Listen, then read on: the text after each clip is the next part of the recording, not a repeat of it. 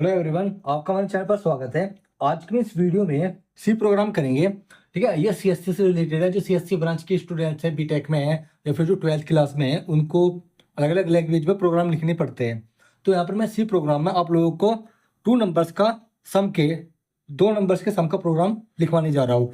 तो बस वीडियो को सब्सक्राइब करना, वीडियो को शेयर करना, चैनल को सब्सक्राइब करना और चैनल को शेयर और वीडियो को भी शेयर जरूर करना। तो चलो इसको शुरू करते हैं। देखो, आज के जो प्रोग्राम है वो है सम ऑफ 2 नंबर्स। इसको हम यूजर इनपुट से करेंगे।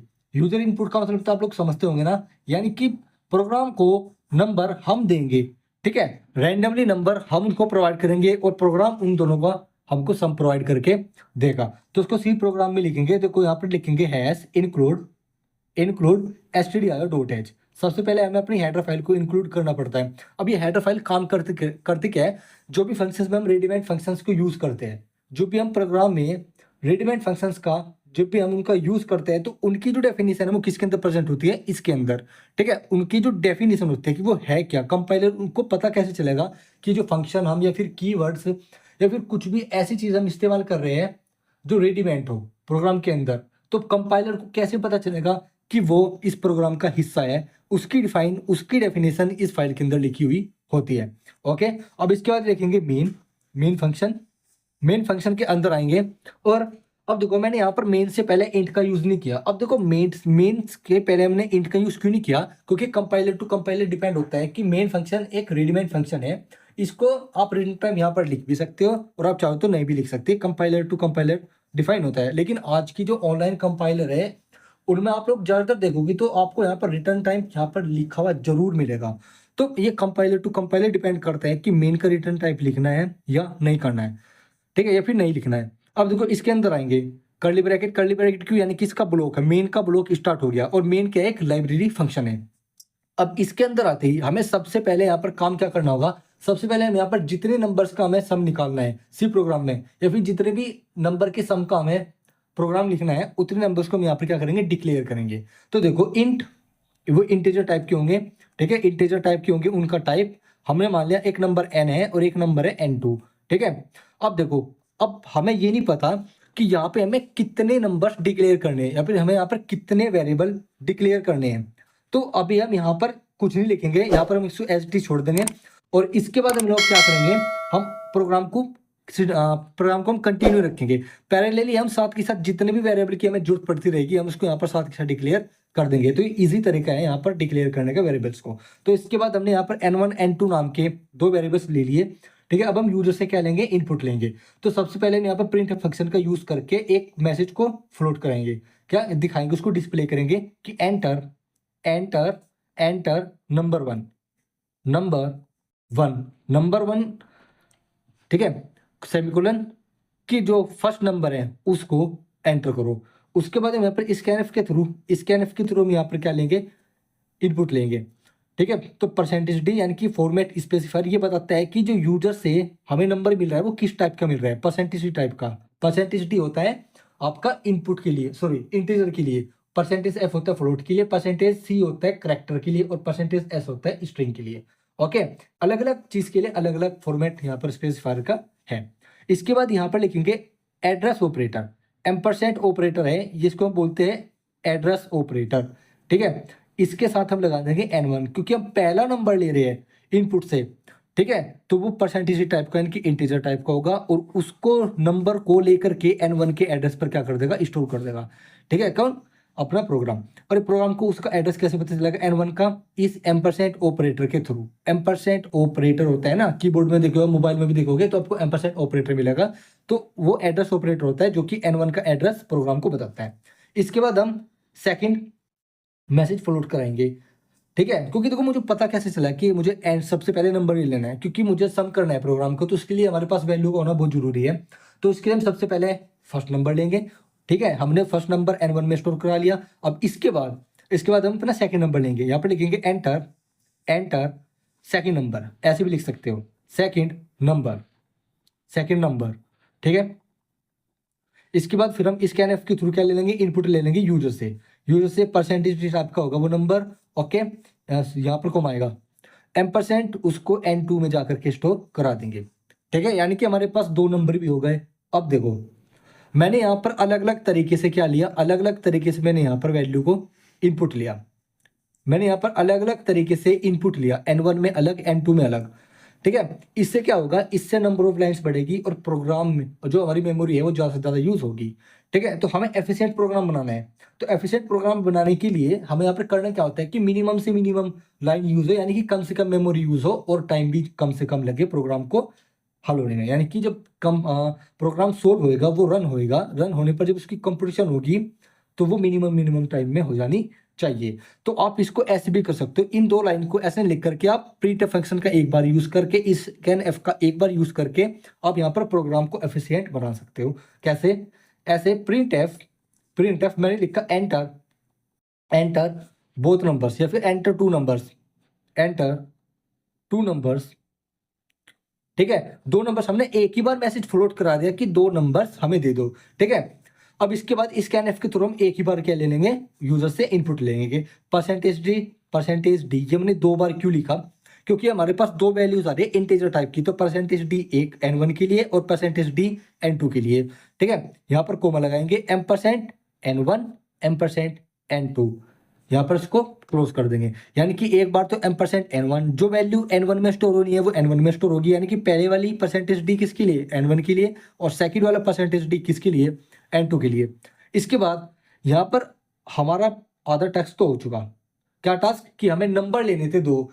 तो हमें जब दो नंबर का सम करना था तो सबसे पहले हमारे पास नंबर का होना बहुत जरूरी था। तो हमने दो नंबर तो ले लिए, अब हमें क्या करना है, इनका सम करना है। अब देखो, इसका सम करने के लिए हमारे पास दो तरीके हैं। या तो मैं एक अलग से वेरिएबल डिक्लेयर करके उसमें इनकी वैल्यू को क्या कर दूं, स्टोर कर दूं। उससे क्या होगा, उससे हमारे पास मेमोरी इंक्रीज हो जाएगी, ठीक है, यानी कि मेमोरी का ज्यादा यूज होगा। ओके, बाकी ये तो एक छोटा सा प्रोग्राम है, इससे कोई फर्क नहीं पड़ता इतनी ज्यादा कैलकुलेशन में। लेकिन जो बड़े से बड़े प्रोग्राम होते हैं, ठीक है, जैसे कंपनी में इंजीनियर्स उसको मतलब बनाते हैं, ठीक है, तो उनको फ्लेक्सिबल बनाने के लिए कोड को, और उनको एफिशिएंट बनाने के लिए हम क्या करते हैं, हम कम से कम मेमोरी का यूज करते हैं, जिससे कि प्रोग्राम की कैलकुलेशन मिनिमम टाइम में हो जाए और मेमोरी भी ज्यादा यूज ना हो। तो इसलिए मैं यहाँ पर क्या करूंगा, आपको दोनों तरीके से बताऊंगा, ठीक है। या तो मेरा, ठीक है, यहाँ पर दो तरीके होंगे, पहला तरीका और दूसरा तरीका। आई होप आप दूसरे तरीके से करना, उससे प्रोग्राम बहुत ही ज्यादा एफिशिएंट लगेगा। कैसे, मैं यहाँ पर तीसरा वेरिएबल ले लेता हूँ कोई सम नाम का, जिसमें मैं इन दोनों का सम स्टोर करूंगा। तो n1 प्लस n2 हम यहाँ पर कर देंगे सेमीकोलन, यानी कि ये स्टेटमेंट इस लाइन का कंप्लीट हो चुका। n1 n2 का क्या कर दो, सम कर दो, और वो सम नाम की वेरिएबल में स्टोर कर दो। अब ये सम नाम का वेरिएबल, सम नेम का वेरिएबल है क्या, ये प्रोग्राम को कैसे पता चलेगा, कंपाइलर को कैसे पता चलेगा कि ये सम है क्या। जब वो इस प्रोग्राम को कंपाइल करेगा तो कैसे पता चलेगा, यहां से पता चलेगा। हमें यहाँ पर सम को डिक्लेयर करना होगा। इसीलिए मैंने आपको कहा था कि अगर आप लोगों को ये दिक्कत है शुरू में कि हमें कितने वेरिएबल्स की जरूरत है इस प्रोग्राम के अंदर, हमें इसमें क्या क्या चीज को डिक्लेयर करना है, तो वो आप पैरेलली करते जाना, ठीक है। शुरू में आपके जो याद आ रहा है वो लिख दो, नहीं आ रहा कोई बात नहीं, साथ के साथ चलते रहो, बस ऊपर जगह छोड़ दो, जिससे कि हम पैरेलली प्रोग्राम के साथ साथ उस वेरिएबल को डिक्लेयर कर सके। तो हमने यहाँ पर क्या किया, स्कैनएफ में हमने n1 n2 को लिया, फिर इसके बाद हमने यहाँ पर सम नाम के वेरिएबल पैरेलली लिया प्रोग्राम को लिखते लिखते, और उसके बाद हमने यहाँ पर पैरेलली देखो सम को डिक्लेयर कर दिया। अगर आगे और भी वेरिएबल की जरूरत होगी तो हम ऐसे ही यहाँ पर और भी वेरिएबल को डिक्लेयर करेंगे, अदरवाइज हम यहाँ पर सेमीकोलन से इस लाइन को एंड कर देंगे। इसके बाद sum equal to n1 plus n2, एक तरीका तो ये होगा। इससे क्या होगा, सम नाम का वेरिएबल एक्स्ट्रा लेने से मेमोरी इंक्रीज होगी, यानी कि एक और मेमोरी में जगह बन जाएगी, ठीक है। अब हम चाहते हैं कि हमारा प्रोग्राम एफिशिएंट हो, ठीक है, जिससे कि जितना टाइम ये प्रोग्राम ले ये और भी कम से कम टाइम ले, ठीक है, और एफिशिएंट तरीके से चले। तो हम यहाँ पर क्या करेंगे, n1 प्लस n2 का जो भी सम होगा, n1 प्लस n2 का जो भी सम होगा उसको हम n1 में स्टोर कर देंगे, n1 प्लस n2। कैसे, देखो n1 में हमने वैल्यू ले ली, प्लस n2 में वैल्यू ले ली, n1 प्लस n2 का जो भी सम होगा वो सम किस में स्टोर हो जाएगा, n1 में हो जाएगा। अब आप लोग कहोगे सर n1 में तो यूजर का इनपुट था तो वो तो यूजर का इनपुट देगा ना, ऐसा नहीं होगा।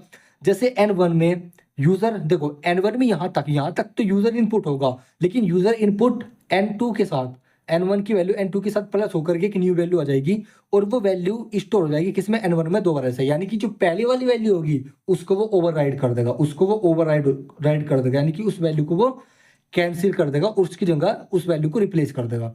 तो n1 में क्या जाएगी, वैल्यू आ जाएगी, यानी कि इन दोनों का सम आ जाएगा। और उसके बाद हम क्या करेंगे, हमारे पास सम आ गया, अब हमें इसको क्या करना है, कंप्यूटर पर डिस्प्ले करना है। तो यहाँ पर लिखेंगे print f print f the sum of n1 and n2 is किस टाइप का है, किस टाइप का, परसेंटेज डी टाइप का है, परसेंटेज डी टाइप का है। ठीक है, यहाँ पर बंद करेंगे कोमा। इसके बाद हम यहाँ पर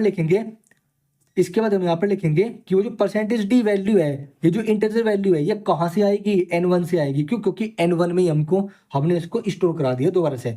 ठीक है, तो n1 में यहाँ पर लिख देंगे, इसको कर देंगे क्लोज, और फिर यहाँ पर कर्ली ब्रैकेट से मेन फंक्शन को कर देंगे क्लोज। ठीक है, एक तरीके का प्रोग्राम का ये, अगर आपने सब में स्टोर कराया तो इसके बाद आप डायरेक्ट यहाँ पर n1 की जगह सम लिख देना। उससे क्या होगा कि मेमोरी में बस एक ब्लॉक एक्स्ट्रा बन जाएगा। ठीक है, जिसमें अलग में क्या हो जाएगा, हमारा सम स्टोर होगा। लेकिन मैंने यहाँ पर सम वेरिएबल ने लेकर के मैंने यहाँ पर क्या किया, n1 वेरिएबल यहाँ पर ले लिया। ठीक है, इसके बाद हमने n1 प्लस n2 को n1 में स्टोर करा करके n1 को मैंने शो कर दिया, और जिससे कि हमारा सम डिस्प्ले हो जाएगा कंप्यूटर की स्क्रीन पर। और ऊपर आकर के हम यहाँ पर क्या करेंगे, जैसे मैंने यहाँ पर n1 n2 लिया, मुझे यहाँ पर केवल n1 n2 की ही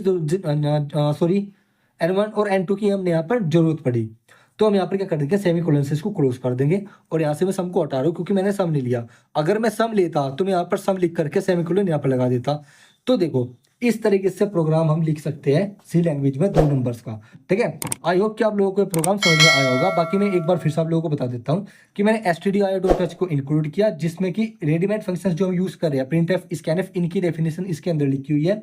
ठीक है, हैश क्या होता है, हैश होता है आपके प्री प्रोसेसर, यानी कि जो भी ये stdio.h है, इसको लोड करने में क्या करता है, ये हेल्प करता है। ओके, फिर मेन फंक्शन है, मेन फंक्शन के अंदर आकर के हमने यहाँ पर अपने वेरिएबल को डिक्लेयर किया।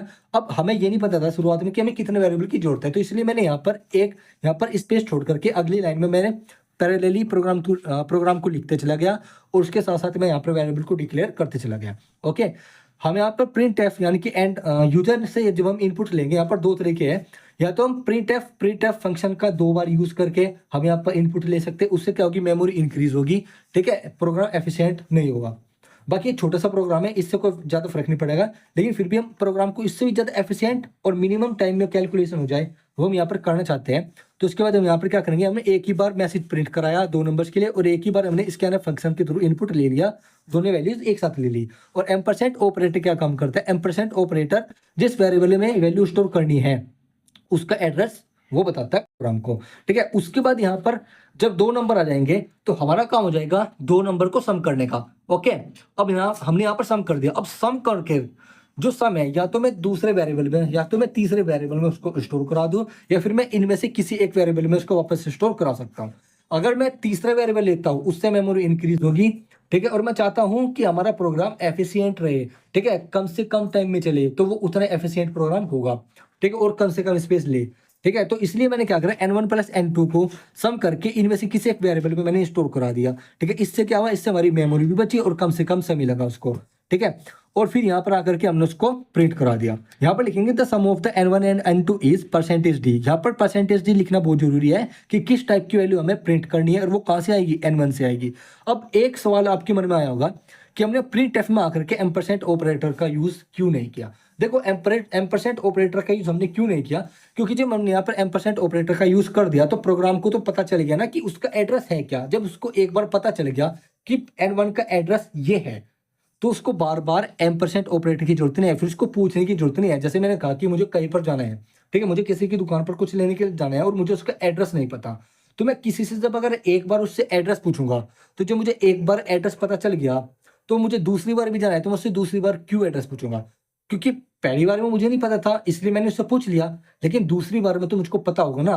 तो इसका मतलब, ठीक है, इसका मतलब यहाँ पर क्या है कि एक बार एड्रेस पता चलने पर, ठीक है, दूसरी बार हमें पूछने की जरूरत नहीं पड़ती। तो इसीलिए यहाँ पर प्रोग्राम में ऐसा ही हुआ कि एम्परसेंट ऑपरेटर के लगाने से यहाँ पर प्रोग्राम को एक बार n1 का एड्रेस पता चल गया, फिर यहाँ पर उसको वैल्यू को प्रिंट करनी थी, उसको पता है कि n1 का एड्रेस क्या है, उस पर जाकर के उसने इंटीजर टाइप की वैल्यू को प्रिंट करा दिया। तो इस तरह के सब सी का प्रोग्राम, ठीक है, 2 नंबर के सम का सी में लिख सकते हो। कि आई होप आप लोगों को प्रोग्राम समझ में आया होगा। अगर इसमें कुछ भी डाउट हुआ तो आपको फिर से मैं प्रोग्राम बताऊंगा। तो बस वीडियो को लाइक कर देना, शेयर कर देना और चैनल को सब्सक्राइब करना मत भूलना। और ऐसे ही आप हमारे चैनल को सब्सक्राइब करते रहे, ठीक है, और आप हमको फॉलो करें, और आपको यही प्रोग्राम मैं आपको अलग अलग लैंग्वेज में भी बताऊंगा। ठीक है, तो चलो चलते फिर मिलते हैं अगले प्रोग्राम के साथ।